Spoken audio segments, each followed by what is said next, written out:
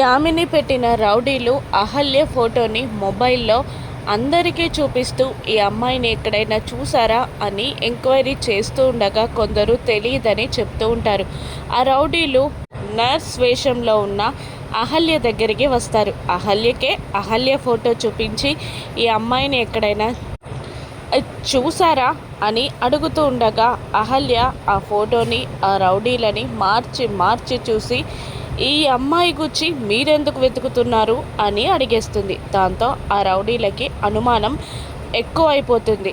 ఈ అమ్మాయి నీకెవరో తెలుసా అని అడుగుతూ ఉండగా అహల్య మాట్లాడదు. నువ్వు అలా అడిగావంటే ఈ అమ్మాయి గురించి నీకు తెలుసనే అన్నమాట. ఈ అమ్మాయి ఎక్కడుందో చెప్పే వరకు నిన్ను వదిలే ప్రసక్తే లేదు, పట్టుకొనిరా దీన్ని అని అంటూ మిగతా ఇద్దరి రౌడీలకి ఆ ఫోటో చూపించిన రౌడీ సైగ చేయగానే అహల్యని ఇద్దరు రౌడీలు పట్టుకుంటారు.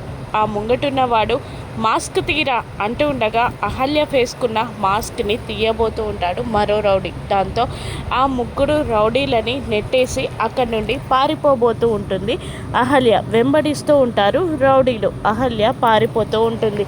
ఒక చోట రౌడీలకి పట్టుబడిపోతుంది అహల్య. ఒక రౌడీ చెప్తావా చెప్పవా అంటూ అహల్యని కొట్టడానికి చెయ్యెత్తేసరికి ఆ చెయ్యి అహల్యపై పడకముందే గౌతమ్ ఉగ్ర నరసింహుడి రూపంలో వచ్చి ఆ చెయ్యిని ఆపేసి అక్కడున్న రౌడీలని చితకబాదిస్తాడు. దాంతో ఆ రౌడీలు గౌతమ్ని నెట్టేసి అక్కడి నుండి పారిపోతారు.